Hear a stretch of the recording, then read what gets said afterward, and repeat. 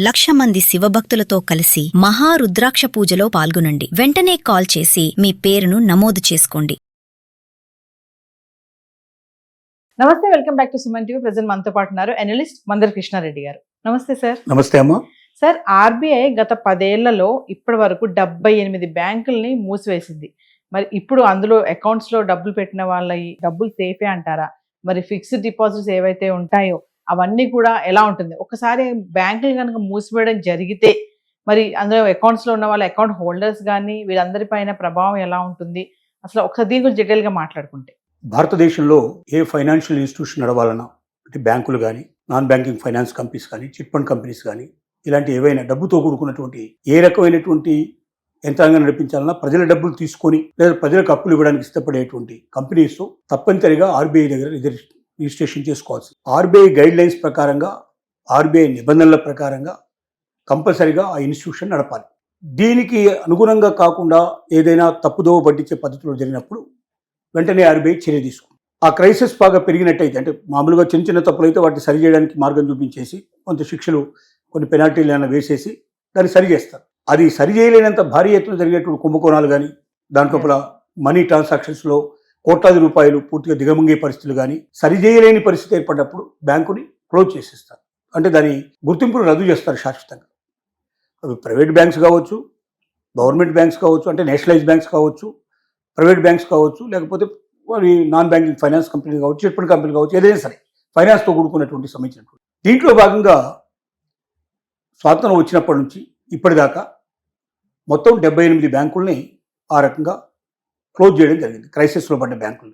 దీంట్లో nationalise banks ఉన్నాయి, దీంట్లో ప్రైవేట్ బ్యాంక్స్ ఉన్నాయి, కోఆపరేటివ్ బ్యాంక్స్ ఉన్నాయి, రకరకాల బ్యాంక్స్ ఉన్నాయి. ఈ పరిస్థితి ఎందుకు వచ్చింది అన్నప్పుడు మేనేజ్మెంట్లో లోపాలు, ప్రజల డబ్బును దిగమింగాలనే కోరిక, ఎంత పెద్ద నేరం చేసినా ఏముంది, కొన్నాళ్ళు జైల్లో కూర్చుంటాం, బయటకు వస్తాం, ఆస్తులన్నీ మనకే మిగిలిపోతాయనేటువంటి ఒక మొండి ధైర్యం, ఇలాంటి రకరకాల కారణాల వల్ల బ్యాంకుల్లో, ఫైనాన్స్ ఇన్స్టిట్యూషన్స్లో తప్పులు విపరీతంగా జరుగుతున్నాయి.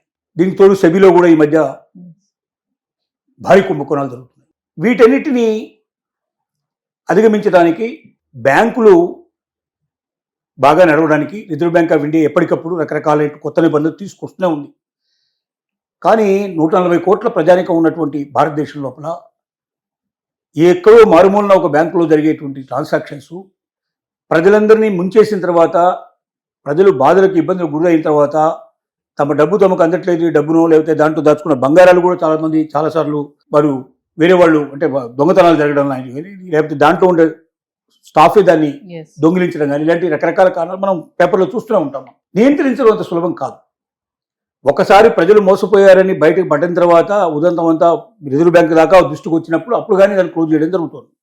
ఈ లోపల లక్షల మంది ప్రజలు మునిగిపోతున్నారు. మరి వీళ్ళకి ఏమొస్తుంది? వీళ్ళకి ఒక బ్యాంకులో మనం డబ్బు దాచుకున్నాం, అది నేషనలైజ్ బ్యాంక్స్ అయినా కావచ్చు, ప్రైవేట్ బ్యాంకులో అయినా సరే, మనం డబ్బు దాచుకున్నాం, ఓ 25 లక్షలు దాచుకున్నాం, 25 లక్షల రూపాయలు ఫిక్స్డ్ డిపాజిట్ చేసాం, లేదా ఇంకొక రకమైనటువంటి పథకంలో రకరకాల పథకాలు ఉన్నాయి. దీంట్లో మహిళల కోసం పథకాలు వేరే ఉన్నాయి, వృద్ధుల కోసం పథకాలు వేరే ఉన్నాయి, రకరకాల పథకాలు పెట్టారు. ఆ పథకాలు మనం డబ్బులు దాచుకున్నాం. ఒక బ్యాంకు క్రైసిస్లో పడితే ఆ బ్యాంకును క్లోజ్ చేసింది రిజర్వ్ బ్యాంక్ ఆఫ్ ఇండియా. అంటే ఇక తెరవడానికి వీలు లేదు, మీ పని క్లోజ్ అని చెప్పి క్లోజ్ చేసింది, బ్యాంకు నడవడానికి వీలు లేదని చెప్పేసింది. ఇలాంటప్పుడు ఏం జరుగుతుంది అంటే, అది నేషనలైజ్ బ్యాంక్ అయినా, నేషనలైజ్ బ్యాంక్ అంటే అందరూ ఏమనుకుంటారంటే ప్రభుత్వ బ్యాంకులు అనుకుంటారు. ప్రభుత్వ బ్యాంక్ అంటే ప్రభుత్వం యొక్క దాంట్లో వాటా ఎంత ఉంటుందంటే 51% మాత్రమే ఉంటుంది.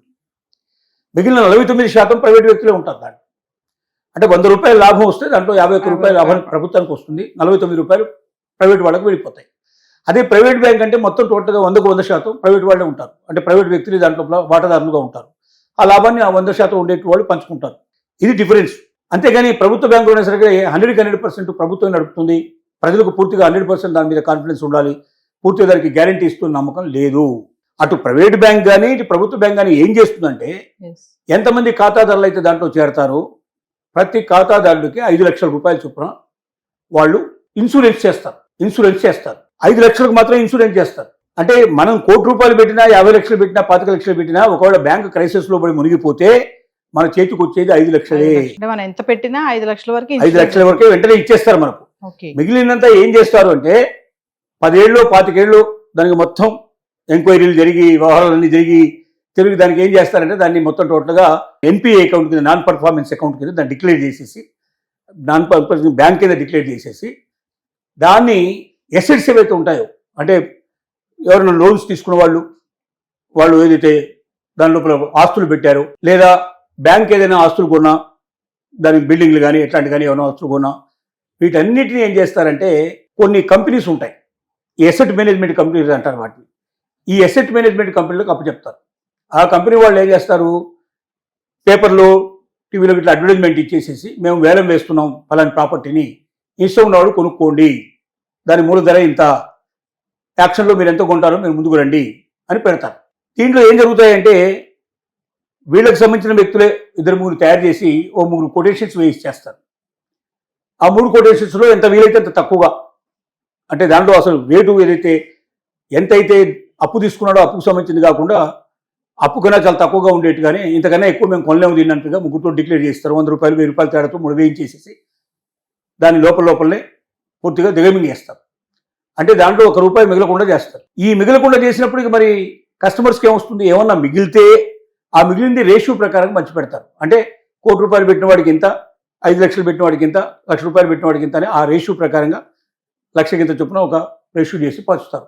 కానీ ఇప్పటివరకు మొత్తం బ్యాంకింగ్ చరిత్రలో ఈ 78 బ్యాంకులు మూతపడిన దాంట్లో కూడా నామమాత్రంగా వచ్చినవి 2-3 బ్యాంకులు ఉన్నాయి తప్ప మిగతా బ్యాంకుల లోపల 1 రూపాయి ప్రజలకు చేతికి వచ్చింది లేదు. కొద్ది బ్యాంకులు మాత్రమే నామమాత్రంగా 1000, 2000, 10,000, 25,000 వచ్చాయి తప్ప అంతకన్నా లక్షల మీద వచ్చిన వాడికి ఎవరికి లేవు. ఇది ఒక మాయాజాలం. కాబట్టి బ్యాంకు క్రైసిస్లో పడకుండా ఉండటమే చాలా ముఖ్యం తప్ప ఒకసారి క్రైసిస్లో పడ్డ తర్వాత ఆ బ్యాంకు నుంచి మనకు డబ్బులు వస్తాయనేది గ్యారంటీ లేదు. ఈ రకంగా నష్టపోయిన డబ్బు లక్షల కోట్లు. ఈ 78 బ్యాంకుల లోపల లక్షలాది మంది ఇన్వెస్ట్ చేసిన వాళ్ళు అవుతున్నారో, ఎవరైతే పెట్టుకున్నారో, డబ్బులు పెట్టుకున్నారో, లక్షల కోట్లు నష్టపోయినారు ఇప్పటిదాకా. మన హైదరాబాద్లో కూడా అలాంటి చాలా కోఆపరేటివ్ బ్యాంక్స్, అట్లాంటి చాలా మోసపోయి తీసేసిన బ్యాంకులు చాలా ఉన్నాయి. చార్మినార్ కోఆపరేటివ్ బ్యాంక్ అని ఇంకా రకరకాల బ్యాంకులు దీంట్లో తీసేసినవి ఉన్నాయి. మరి దీనికి మార్గం ఏమిటి అంటే, ఒక బ్యాంకు అది ఖచ్చితంగా దానికి రిజర్వ్ బ్యాంక్ ఆఫ్ ఇండియా చేత పూర్తిగా గుర్తింపు పొంది దాని యొక్క నీడలో ఉంటూ దాని పర్యవేక్షణలో పనిచేస్తున్నటువంటి బ్యాంకులే ప్రజల్ని ముంచేస్తూ ఉంటే మరి ప్రజలు ఎవరికి చెప్పుకోవాలి? దీని గురించి రిజర్వ్ బ్యాంక్ ఆఫ్ ఇండియా చాలా ఖచ్చితంగా ఆలోచించాల్సిన అవసరం ఉంది. ప్రభుత్వం కూడా గురించి ఆలోచించాల్సిన అవసరం ఉంది. నమ్మకంతో పెట్టిన ప్రతి రూపాయిని వెనక్కి తిరిగి ఇచ్చాల్సిన పరిస్థితిని క్రియేట్ చేసినప్పుడు మాత్రమే బ్యాంకుల మీద నమ్మకాలు ఏర్పడతాయి. రెండోది ఏంటి, పోస్ట్ ఆఫీస్. మనకు ఆల్టర్నేటివ్ కనబడుతుంది ఏంటంటే, ప్రజలకు ఇప్పుడు ప్రభుత్వం ఇస్తున్న ఇన్సూరెన్స్ పోస్ట్ ఆఫీస్ ద్వారా ఇస్తుంది. ఒకప్పుడు పోస్ట్ ఆఫీసులకు ఇప్పుడు పోస్ట్ ఆఫీసులో చాలా తేడా ఉంది. ఆ రోజుల్లో పోస్ట్ ఆఫీస్ అంటే ఉత్తరాలు, మనీ ఆర్డర్లో ఇచ్చేటువంటి పోస్ట్ ఆఫీసులు అయితే ఇవాళ బ్యాంకు కన్నా భిన్నంగా, బ్యాంక్ కన్నా కూడా చాలా గొప్పగా సేవలు అందించేట్టుగా ఇవాళ బ్యాంకులు మనకు పోస్ట్ ఆఫీసులు తయారైనాయి.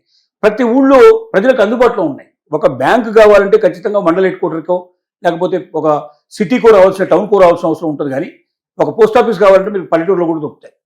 ఆల్మోస్ట్ ప్రతి 3-4 ఊళ్ళకి ఒక చొప్పున మనకు 2-3 ఊళ్ళకి ఒక పోస్ట్ ఆఫీస్ కంపల్సరీగా దొరుకుతుంది. కాబట్టి దగ్గరగా ఉన్న పోస్ట్ ఆఫీస్లో మనం డబ్బు పెట్టుకుంటే అక్కడ మీరు 1 కోటి రూపాయలు పెడితే మీకు 1 కోటి రూపాయలు గ్యారెంటీగా వెనక్కి వచ్చేస్తాయి. 5 లక్షలు కాదు అక్కడ. అది ఏంటంటే నేషనలైజ్డ్ సిస్టమ్ కాకుండా అది సెంట్రల్ గవర్నమెంట్ ఆధ్వర్యంలో నడుస్తుంది. కాబట్టి బ్యాంకుకి పూర్తి గ్యారంటీ గవర్నమెంట్. కాబట్టి 100% ప్రభుత్వ నిబంధనల ప్రకారంగా పోస్ట్ ఆఫీసులో ఎంతైతే డిపాజిట్ చేసుకుంటామో అంత డబ్బు సురక్షితంగా ప్రజలకు చేర్చాల్సిన బాధ్యత కేంద్ర ప్రభుత్వం. కాబట్టి కేంద్ర ప్రభుత్వం గ్యారంటీ ఇస్తున్నటువంటి పోస్ట్ ఆఫీసులో పెట్టే డబ్బుకు మనకు సురక్షిత ఉంది. బ్యాంకు కన్నా వడ్డీ రేట్లు ఎక్కువ వస్తాయి. మనకు దగ్గరలో ఉన్న బ్యాంకు ఎప్పుడంటే అప్పుడు విత్డ్రా చేసుకోవడానికి అవకాశం ఉంది. పల్లెటూరులోనే కాదు, పట్టణాల్లో కూడా, సిటీలో కూడా ప్రతి ఏరియాకు ఒక పోస్ట్ ఆఫీస్ కంపల్సరీగా ఉంటుంది. మనకు పోస్ట్ ఆఫీస్ సేవలు ఇప్పుడు బాగా ఉధృతంగా పెంచారు కాబట్టి దానికి మనం భయపడాల్సిన అవసరం లేదు.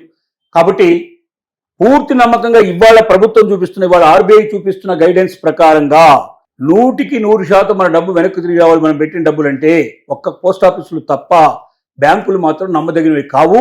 బ్యాంకుల్లో ఎంత డబ్బు పెట్టినా 5 లక్షలకు మాత్రమే మనకు పూర్తి గ్యారెంటీ ఉంది తప్ప అంతకన్నా మించిన గ్యారెంటీ ప్రస్తుతానికి లేదు అని చెప్పి మాత్రం ప్రజల్ని మేల్కొల్పాల్సిన బాధ్యత మన మీద ఉంది. Thank you.